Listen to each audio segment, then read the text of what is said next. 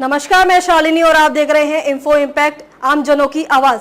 आइए बढ़ते हैं आज की बड़ी खबरों की ओर। बांग्लादेश, श्रीलंका, मालदीव, हिंद महासागर में चीन को काउंटर करने के लिए भारत को क्यों फूंक फूंक कर रखना होगा कदम। नई दिल्ली साल 2024 इतिहास में इस रूप में दर्ज किया जाएगा कि इस वर्ष भारत को अपनी सबसे करीबी सहयोगी शेख हसीना को इस्लामवादियों के नेतृत्व में सड़क पर हुए विरोध प्रदर्शन के कारण खोना पड़ा। साथ ही भारत में निर्वासन लेने का उनका सबसे बुरा सपना भी सच हो गया।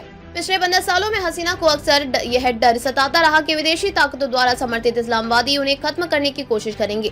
इस वजह से उन्हें एक बार फिर भारत में निर्वासन की तलाश करनी पड़ी। हालांकि हसीना के शासन के खिलाफ कुछ शिकायतें वास्तविक थी, लेकिन जिस तरह से उन्हें हटाया गया वह तख्ता पलट से कम नहीं था।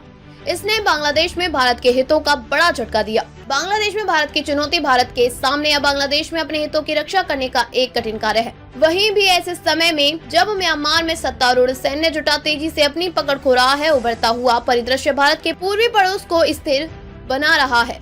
इससे क्षेत्र से बाहर की शक्तियों के लिए पैठ बनाना का रास्ता खुल रहा है। इसे लगातार भारतीय सरकारों ने भारत के प्रभाव क्षेत्र में अतिक्रमण के रूप में महसूस किया, जबकि भारत ने हिंद महासागर क्षेत्र में चीन की दीर्घकालिक योजनाओं का काउंटर बैलेंस करने के लिए समान विचारधारा वाले देश के साथ साझेदारी बनाई है।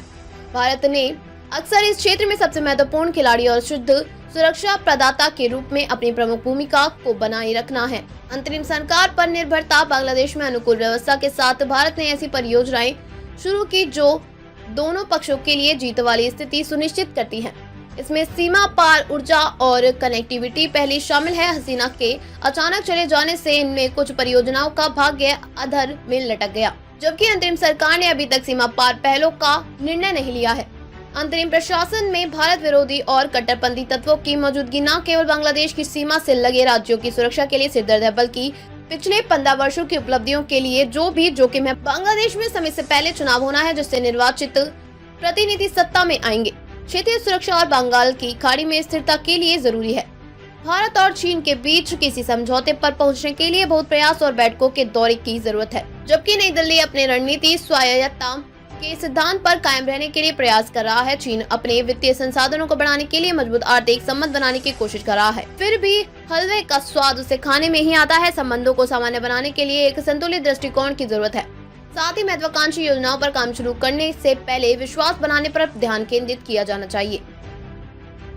खबरों में अब तक के लिए बस इतना ही। फिर होगी आपसे मुलाकात, तब तक के लिए नमस्कार और देखते रहिए इन्फो इम्पैक्ट, आम जनों की आवाज। ऐसे ही लेटेस्ट अपडेट पाने के लिए हमारे चैनल को सब्सक्राइब करें और तुरंत नोटिफिकेशन पाने के लिए बेल आइकन प्रेस करना ना भूलें। यदि आप हमें फेसबुक या इंस्टाग्राम के माध्यम से देख रहे हैं तो हमारे पेज को फॉलो जरूर करें। धन्यवाद।